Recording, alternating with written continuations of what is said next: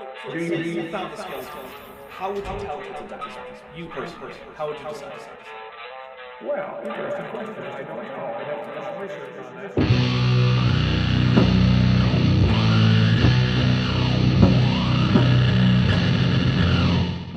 Hey there, you two, the Dapper Dinosaur here.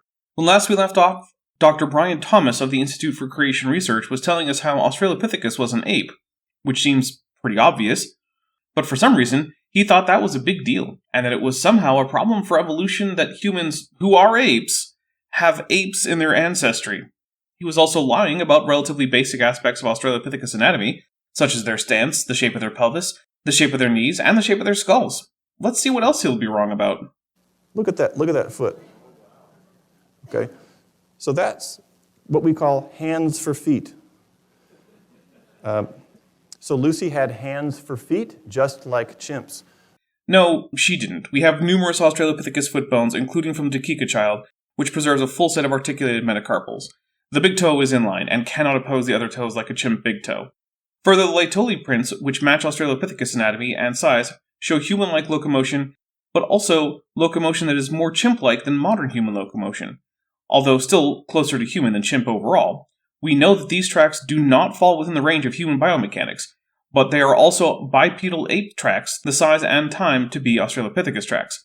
When taken together, the only honest conclusion is that Australopiths had human-like feet with inline big toes.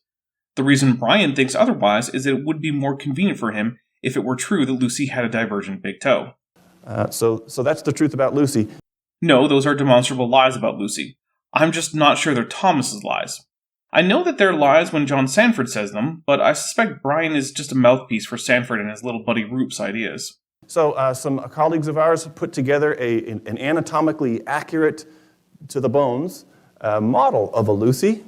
Well, no, because they had to change where the foramen magnum is. They had to produce bone out of thin air for the pelvis, change the shape of the femur, change the shape of the foot, and change the proportions of the arms and legs. That's what you'd call inaccurate if you're being nice, or dishonest as f*** if you're being blunt. And put it on display in the museum in Kentucky there. The museum is specifically the Creation Museum run by Answers in Genesis, who, in addition to being a bag of copyright-abusing dicks, are also notoriously dishonest with their evidence. This is just another example of that, although I will admit that the technical aspects of the holographic display are pretty awesome, and real museums should take notes.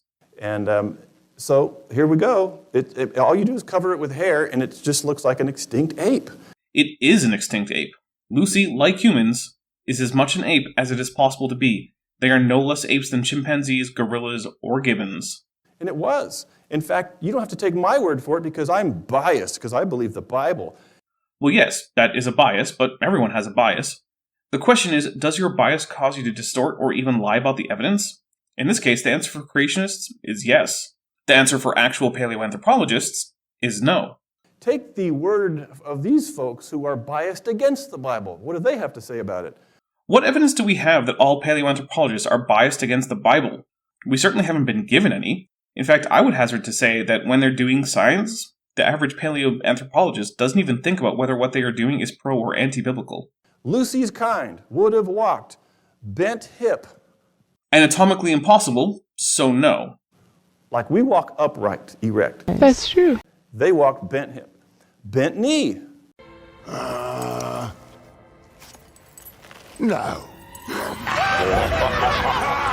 Rather like a chimpanzee. That's Lucy walking, rather like a chimpanzee. Quite like a chimpanzee. Yeah, lots like a chimpanzee, as long as you ignore the shape of the feet, knees, hips, spine, and skull. You don't have to get a PhD in paleoanthropology to knock this off the tee. All you got to do is just read, you know? But that's the thing. I do read. I read scientific papers. I consult with actual degree-holding members of the field. I also read creationism. And the thing is, the creationist literature demonstrably lies about things like this. So when you actually read both sides, the only conclusion to come to is that Brian Thomas is telling lies, albeit perhaps unknowingly. And so Solly Zuckerman, no friend of creation, says they are just apes. Yes, all the ancestors of humans from the common ancestor with gibbons on will be apes. No one is disputing this. Dr. Brian Thomas just doesn't understand how words work. And that brings us to the second example of the same category. Because if Lucy was a dead ape, Which she undisputably was, yes. then it's a dead animal. Yes, apes are animals. And guess what dead animals do to the creation account? Depends on the animal. In this case, provided evidence that humans were not special creations, but instead evolved from previous animals. Nothing. Yeah, as long as you don't actually think about it too much and peddle lies when you do. That means God created animals to reproduce according to kinds. This ape reproduced according to its ape kind. Non sequitur. Your facts are uncoordinated. Dead animals that are predicted by evolution and that show transitions that creationists can't accept, all the way to the point that they will blatantly lie about the organisms in question, do in fact refute creationism. Therefore, there is no such thing as a kind apart from all life. If Brian Thomas disagrees, then he's welcome to actually come up with a way to differentiate kinds that doesn't involve excluding relevant data and that can be repeated by anyone with access to the data needed. He won't do that, though, because it's impossible. Because as it turns out, universal common ancestry is true. Maybe it's an extinct kind, maybe it's an extinct variety. While we're making up terms with no real definitions, maybe it's an extinct largomerne. I mean, why not, right? But there's no Lucy's today, and it was an animal, 100%. Again, yes, humans are animals. Lucy was an animal. In order to be the ancestor of humans, Lucy had to be an animal. No one is going to present a plant as an ancestor to humans showing how they evolved among apes. To find a non-animal ancestor of humans, you'd have to go back like 800 million years or more. Every time Thomas says that Lucy was an ape or an animal, he is just confirming what evolution says about Lucy. Nothing. So for every evolutionist who says Lucy was in our past, which Donald Johanson still says to this day. As he should, because while she's probably not on the direct line of ancestry for humans, she's undoubtedly transitional. Lucy was in our past. He's got hundreds of colleagues who believe the same evolutionary story that he does, but they disagree. But no, they don't, at least not about Lucy being both in the past and transitional. What they disagree about is her exact placement in the hominin phylogeny. This is the equivalent of you and your brother arguing about whether a person is your 4 times great-grandfather or your 5th cousin once removed, and all you have to go on is some DNA. And then Brian shows up and says, maybe instead of your cousin or your grandfather, this person is actually a hippopotamus, and you never noticed. Disagreement occurs in all fields of science, but that does not mean that the consensus that exists doesn't count. The overwhelming consensus is that Lucy is more closely related to humans than she is to chimpanzees, and that she represents a transitional morphology between that of basal Miocene apes and modern humans. Whether or not her species is directly ancestral to humans doesn't change that. Because they want their missing link to gain fame, funding, fortune, and glory. Yep, scientists are humans, so they are motivated by the same kinds of things that motivate humans normally. Wealth, prestige, sex, etc. None of that changes the consensus or the evidence. Thomas is just complaining that science is doing science things, debating the minutiae about evidence, despite the big picture being well established and uncontroversial. In fact, I happen to know that even creationists do this. Creationists disagree with where the geological flood boundary is. I've heard everything from the Permian to the Pleistocene argued for.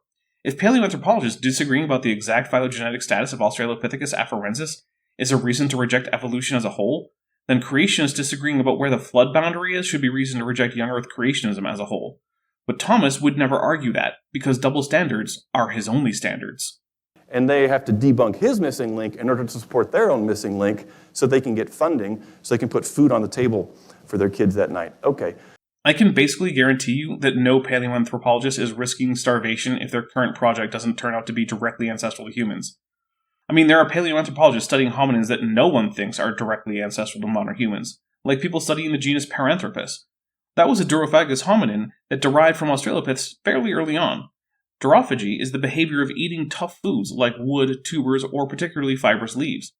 Paranthropus probably wasn't eating wood, they were probably eating more tubers.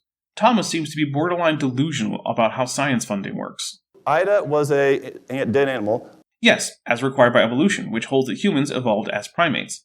Therefore, any of their ancestors down into the pre-Cambrian would be animals, because primates are animals. So being a dead animal is a precondition for any Cenozoic organism to be even close to the human line. Ida, turns out, is on a different branch of primates, and she was never in the running to be an ape. Still, she's still transitional, just not between basal primates and humans, but rather between basal primates and lemuriforms. Lucy, dead animal. Yes, as required by evolution, which holds that humans evolved as primates. Therefore, any of their ancestors down into the pre-Cambrian would be animals, because primates are animals. So being a dead animal is a precondition for any Cenozoic organism to be even close to the human line. So that's a couple of dead animals. No threat to Genesis creation whatsoever. In fact, supporting Genesis creation according to Kynes. I'm sorry, but I can't keep being charitable. There is simply no way in hell that Brian Thomas, PhD, thinks that pointing out that primates are animals is somehow a gotcha against evolution. And frankly, I have trouble thinking that even his audience thinks that that is a good point. It's like trying to use the existence of Herod's Temple, which has been confirmed by history and archaeology, as a point against the historicity of the Gospels. The Gospels require Herod's Temple to have existed in order to be historical. Evolution requires organisms like Ida and Lucy, and humans too, to be animals in order to be true. If we found out that secretly Lucy was a very strange fungus, that would absolutely be a huge problem for evolution, because her being an animal is mandatory if evolution is going to be true, even in a broad sense. This is connected, I think, to the creationist tendency to always demand as evidence for evolution things that would, if found, be evidence against evolution. I think it is also a variation on the theme of flat earthers always getting the predictions of the globe wrong, failing to observe their incorrect predictions, then declaring that they've falsified the globe. Pseudoscience requires that believers not actually engage with the real science fairly and honestly. To be a pseudoscientist is to believe lies about science, and often it is intentionally to lie about the same. And it reminds me of, now we're starting to look at this, what I call the fake parade on the top. Yes, I too am not a fan of the March of Progress. I think we can all agree that its orthogenetic portrayal of human evolution is misleading. That's probably why it was never an actual diagram in a scientific paper, but was simply an illustration in a popular-level magazine. A friend of mine did a survey of 20-year-olds, roughly. Do you believe in evolution? Asked the survey. 99 roughly said yes, percent said yes. Well, that's encouraging. The next question on the survey, what convinced you of that? It was multiple choice. Was it dinosaurs, fossil record, natural selection, teaching on evolution, human evolution? Which one? I hate that it was multiple choice about that. What if the answer is actually the nested hierarchy of endogenous retroviruses, but that's not on the list? Well, you have to basically lie then. 40+% picked human evolution more than any other single category. I mean, that seems reasonable, but since the answers were multiple choice, it's hard for me to know how accurate that is. I will say, though, that the evolution of humans is one of the best documented evolutionary sequences in all of zoology. And it all comes from this picture. Excuse me, the did you just say? No, it doesn't. The concept and widespread acceptance of human evolution predates the March of Progress. The original March of Progress was published in 1965. Darwin published his Descent of Man in 1871, some 94 years earlier. And even then, that was not the first time anyone had ever thought to discuss human evolution in terms of primates. Even Carolus Linnaeus, while a creationist, noticed that humans were apes. Then, as the idea of biological evolution became popular as an explanation for faunal succession in the fossil record, that concept wasn't forgotten. Further, papers in human evolution and even popular science documentaries and articles are not just presenting the March of Progress and then simply smugly resting their case. This fake parade. Congratulations to Brian Thomas on realizing that a drawn series of silhouettes isn't real life. What we're actually finding in the real fossils does not bear this picture out. Ironically accurate, since the fossils are showing us a complex web of relationships with dead ends, side branches, and even occasional crossover between populations. In other words, in the picture in the top, it shows monkeys to apes to humans. No, it doesn't. The first animal isn't even a monkey, and humans are apes, and apes are monkeys. So you have a non-monkey, then a bunch of apes, all of whom are monkeys. But in the real fossils, and so imagine this, the monkeys are supposed to be represented in the lowest rock layers. What does that even mean? Monkeys evolved sometime about 42 million years ago, and they're still around. In fact, monkeys are the most widespread mammals in existence. They live on all continents, including Antarctica, and in virtually all environments. They're found on virtually every island of any size in every ocean and sea. They are in the fossil record the whole way up from 42 million years ago or so to the present. On the other hand, they're certainly not found at the bottom of the fossil record. We have no Ediacaran or Cambrian monkeys. We don't even have any Paleocene or Cretaceous monkeys. And then the transitional forms transitioning into, like the pre-humans, they're supposed to be in rock layers above the monkeys. Being themselves monkeys, it's logically impossible for the transitional forms among the hominins to be above the monkeys. Further, given that monkeys that are not apes still exist, we should not expect even monkeys in the sense of non-ape anthropoids to cease in the fossil record. This is all just nonsense, and as a paleobiochemist, Thomas knows better. He's lying. It took me a while to come to the conclusion that Thomas is being deceptive in this video, but at this point it's hard to see how it could be otherwise. And then modern-looking humans are supposed to be in the rock layers near the top because it's supposed to show this evolution from lower to upper, from older to more recent. Well, given that Homo sapiens doesn't show up until about 300,000 years ago, and even then it's archaic, not anatomically modern Homo sapiens, I'd say that checks out. But the actual fossils keep popping up in the wrong place. You got any citations for that there, buddy? A citation sure would be cool. So that there's human fossils down in the lower layers. I'm going to show you one in a minute. Oh crap, I think in my immense doubt I just broke my X key.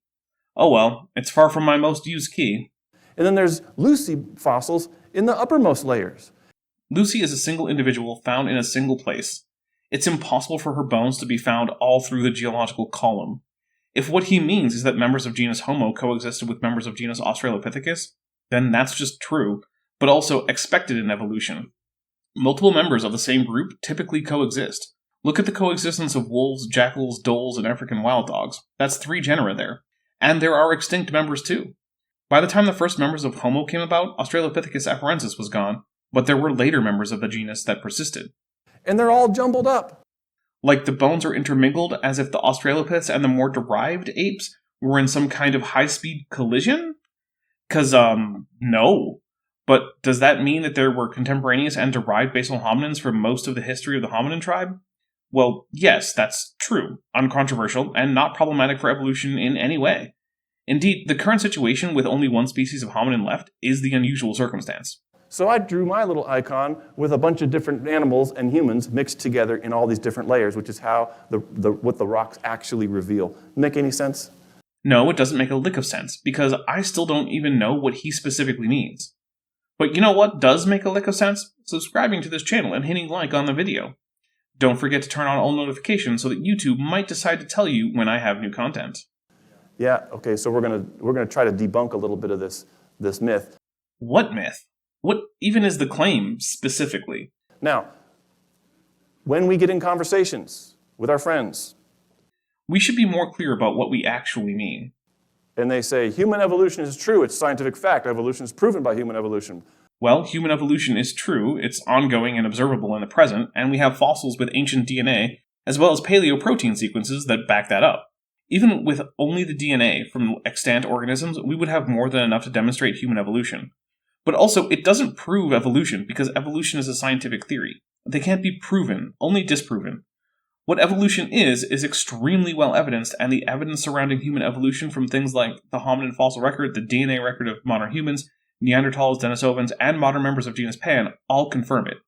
It might be the thing that convinces people of evolution, but that's not the same as proving evolution from some philosophical or mathematical standpoint. I mean, Australopithecus. Sahelanthropus. See, I too can name hominin genera. I mean, it's like they say the name and just the name is supposed to be persuasive. No, what's persuasive is the exquisitely intermediate morphology. That's so clearly intermediate that creationists can't even refute it. Instead, they have to simply lie about the morphology, because if they accepted the morphology as it actually is, it would be too obvious that there is an intermediate form as evolution would predict, and that it's hard to understand Australopithecus and the other hominins outside the context of human evolution. Really, I want you to think about it. If creationists didn't themselves recognize how transitional the actual reported morphology of Australopithecus is, why would they lie about it? They don't typically lie about the morphology of most extinct taxa. In fact, one of the few nice things I can say about the Ark encounter is that their reconstructed models of fossil organisms are almost uniformly excellent, with the only real major complaints I have about their accuracy being in the integument for various ornithodira and archosaurs, specifically the pterosaurs and dinosauromorphs. But look at their Pakicetus, or giant ground sloth, or their Cotylerhynchus, or their Pariasaur. These are top-notch models, and any museum would be proud to have them. Sure, these models are speculative in the way that all life reconstructions of extinct organisms must be, but none of them are observably wrong. On the other hand, the model of Australopithecus afarensis in the Creation Museum, run by the same people, is basically all lies. Why? What possible reason could there be besides that the people running the museum know that if they presented the animal accurately, it would indeed support human evolution? So how do we react? Do we say, well, I went to a creationist seminar, and as soon as you say that, they just tuned you out? Yeah, that's probably true, but whose fault is that? It's not the friends of creationists' fault that creationists are routinely shown to be wrong about very basic science, and are about as trustworthy as the average flat earther. I mean, when you're wrong about most things by a factor of 5 or 7 orders of magnitude, you don't tend to cultivate a reputation for being a serious person who should be listened to. Okay, so what you have to do is ask them what they believe and why they believe it. Surprisingly sound advice. So when they say, science has proven human evolution, what question can we ask? I'd ask what makes them say that. I mean, I actually just wouldn't be in the conversation, because it's a bit silly. But if I were to engage in this conversation as a denier of science, like Thomas, that's what I'd ask. What science? Great question. Yeah, and that is basically what I said my response would be, although in different words. Of course, the answer I would expect would include paleontology, genetics, morphology, etc. What evidence was it? Teach me, I want to learn. Except that Brian Thomas obviously doesn't want to learn. If he actually wanted to learn, he'd actually do so. The anatomy and physiology of Australopiths isn't a secret that's hidden away. Instead, though, he just chose to perpetuate lies that only a modicum of research would have corrected. That is the same energy as Mark Sargent saying that if anyone sends him a picture of the Earth's curve from a plane, then he'd quit Flat Earth, only to have numerous people send him exactly that, at which point he promptly pretended that hadn't happened. And in the process of them trying to teach you, they will end up teaching themselves like I did. There's not much science to this at all.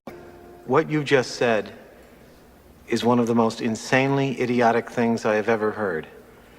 At no point in your rambling, incoherent response were you even close to anything that could be considered a rational thought. Everyone in this room is now dumber for having listened to it. I award you no points, and may God have mercy on your soul. I'm just going to point you to the existence of the whole branch of science called paleoanthropology, and mention that you probably couldn't read everything published in that field in a single human lifetime. Now granted, maybe your random friend who just accepts science because that's what normal people do, might not be able to fully justify that particular part of science. But then again, your friend probably isn't an evolutionary biologist or a paleoanthropologist or anything. Indeed, I know numerous people who had more or less that conversation, but then came away leaving young Earth creationism. A good portion of my audience is in that boat. It's just storytelling, but they have to come to that conclusion for themselves, so it's up to us to lead them by asking them good questions. Anyway, that was free. Free advice. You know what? I think it's actually pretty good advice. As long as both sides decide to do as much research as they can, including research into what their opponents think. I did that. My regular co-host Bent Hoban did that. Gutsy Gibbon did that. Another of my regular co-hosts, Vishanti, did that. And you know what happened to us? We ditched young Earth creationism. Now, that's not to say that we all ditched Christianity. Some did, some didn't. And for those who didn't, creationism wasn't the final straw on that one. But yes, have a real in-depth discussion about evolution. Go read papers. Give each other feedback on claims. That's the kind of discussion I love to have. And I have every bit of confidence that you'll both reach a reliable and scientifically grounded conclusion, provided you're both willing to actually be intellectually honest and open to changing your mind to agree with whatever the evidence indicates. But spoiler, the evidence overwhelmingly supports evolution. That's why it's a theory and not just an idea from a long time ago. Look at these creepy eyeballs. I have no idea what's supposed to be creepy about them. They're fairly ordinary ape eyes, the kind you might see on many apes.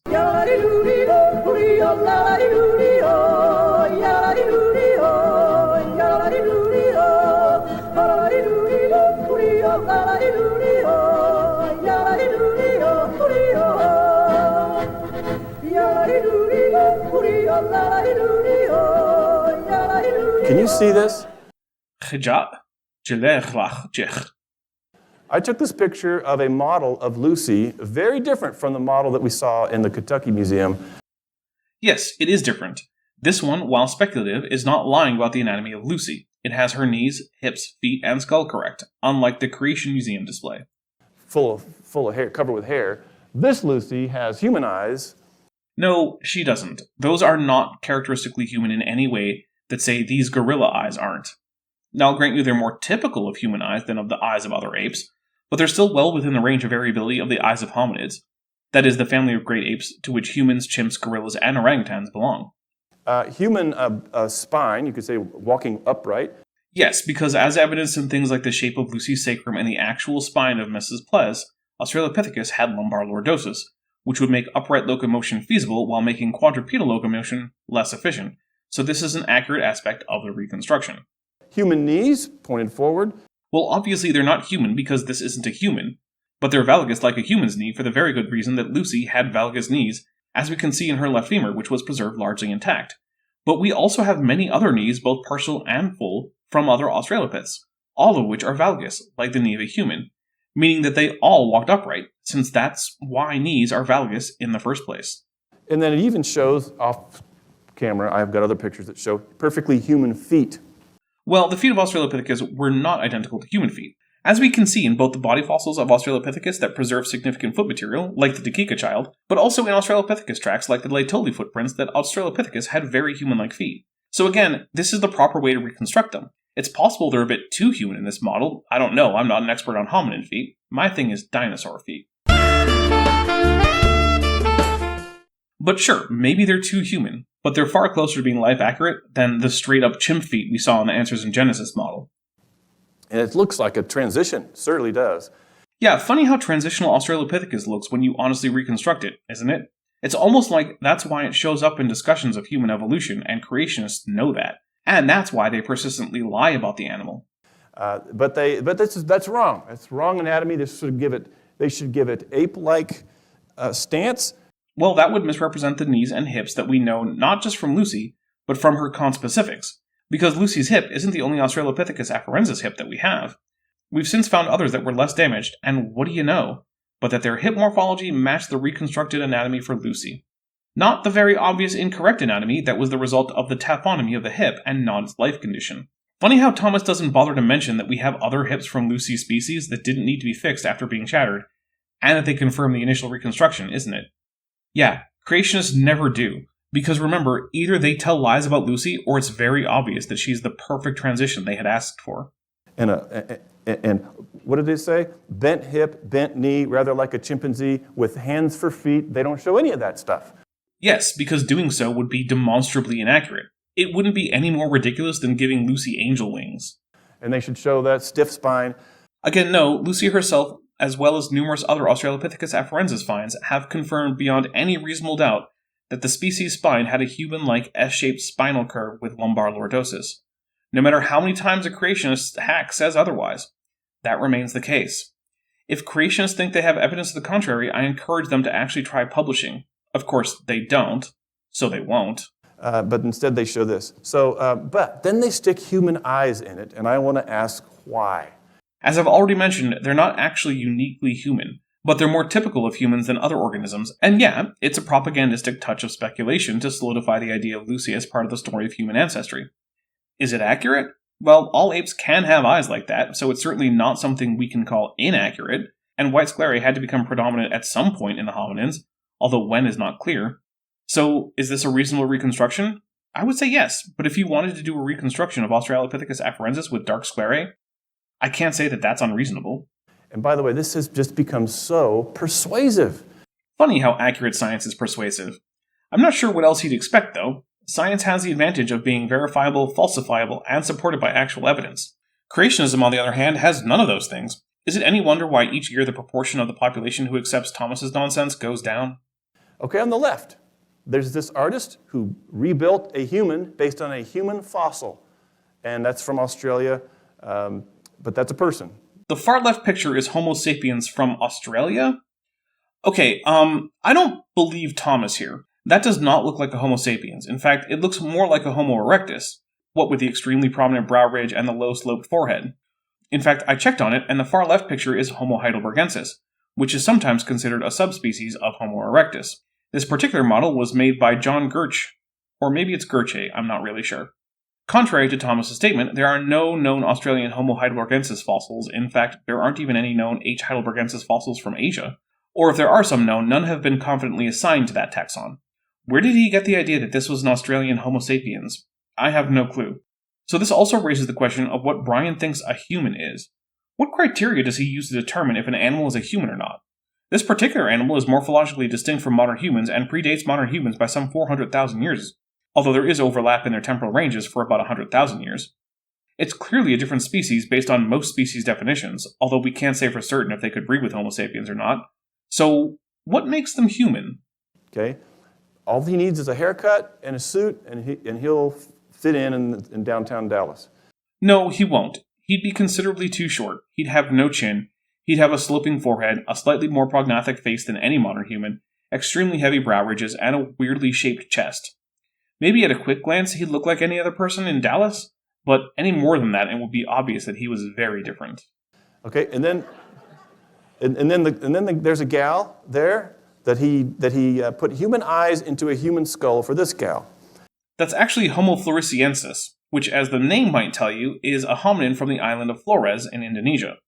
It's not even likely descended from Homo erectus, unlike H. heidelbergensis is, and it's also an instance of insular dwarfism among hominins. Insular dwarfism is the trend of large organisms, which includes humans, becoming smaller on islands to deal with more restricted calorie availability.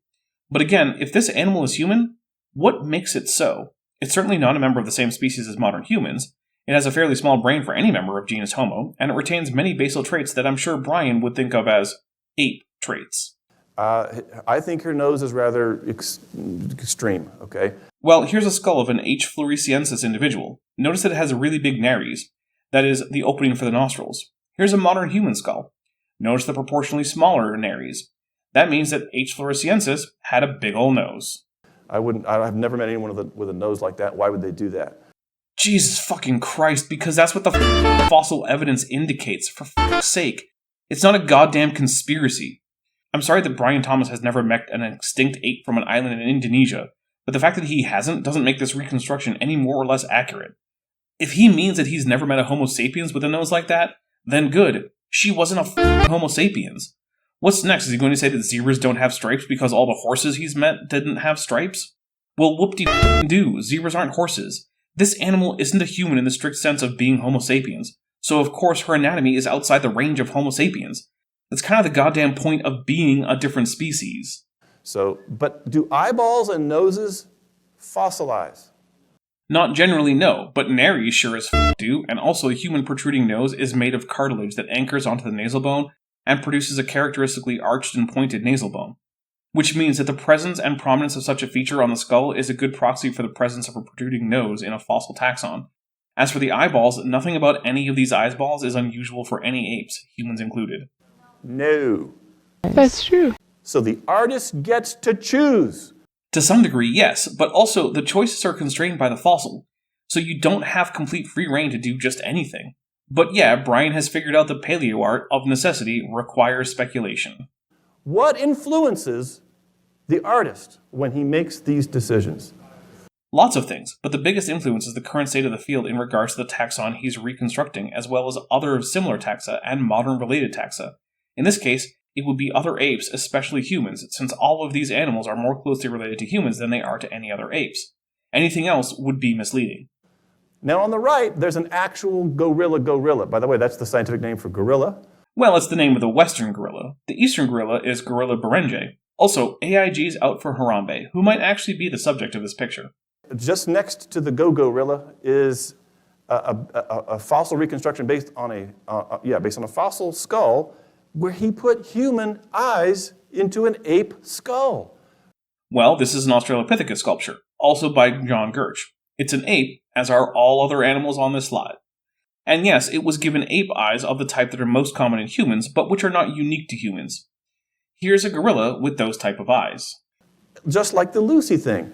Well, this is supposed to be specifically Australopithecus afarensis, the species to which Lucy belonged. So it really shouldn't be a surprise that it looks like the other reconstructions of the same species. And yeah, we don't know what color the eyes of Australopithecus were. So why are we doing that? And I say he because I found the artist who did this, and I found his quote where he admitted what is influencing him. I bet it's the scientific consensus that Lucy was a hominin that was close to the ancestry of Homo sapiens. Here's what he said. I wanted to get a human soul into this ape-like face to indicate evolution. So yeah, he was influenced by the state of science. What else should a paleo artist be influenced by that should trump science? Some book from the Iron Age that a dishonest PhD wants taken literally despite all the evidence? He did not say, the data demanded that I put an ape-like face together with a human soul.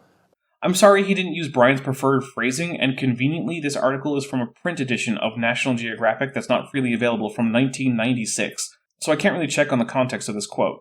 That being said, he is indeed in line with the scientific consensus that Lucy was a member of a hominid species that is intermediate in morphology between modern humans and earlier apes, meaning that she can be said colloquially to be on the way to being a human. Now, the job of a paleoartist is to communicate the consensus science about paleotaxa without any speculation that violates the data as we have them. Using these eyes helps convey that consensus, and while it is not precluded by any data, it is supported by at least a bit of the data, and it is consistent with the range of eye morphology of every living great ape. Therefore, it is a completely appropriate reconstruction. No amount of Thomas lying about ape eyes is going to change that. No. He said, I wanted to show evolution. Yes, because evolution is demanded by the data. The very thing Thomas said he didn't say. And sure, he didn't say it in those words, but when the data demand evolution, you show evolution. They do. He's trying to illustrate this story that does not have evidence in the fossils. If the story weren't evidenced in the fossils, then why do creationists lie so often and so blatantly about those very same fossils? Like, look at this Australopithecus femur. You can measure the angle between the condyles of the knee and the femoral shaft right now by pausing the video and getting out a protractor, or an angulometer for the flat earthers and young earthers out there. Creationists just lie about it. They'll just report a larger value for the angle than is true. Look at this Australopithecus hip from Not Lucy.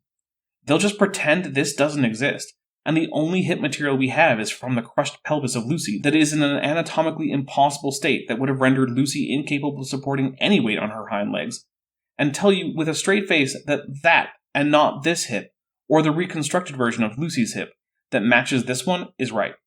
Is that what someone does when they have the data on their side and are confident in their conclusion? I would submit to you, dear viewer or listener, who's got me on while cooking, cleaning, folding, or pooping, that no, it's not how someone with the data on their side would act. Unfortunately, no matter what you're doing while listening to me, it's time for a break for me. This is a whole lot of nonsense for me to take at once. If you enjoyed this video, please hit like and tell me why you liked it in the comments. If you didn't like it, then hit dislike and let me know what the problem was. Either way, please subscribe if you haven't and turn on all notifications so that occasionally, YouTube might tell you about my content if they feel like it, regardless of your wishes. I'm the Dapper Dinosaur.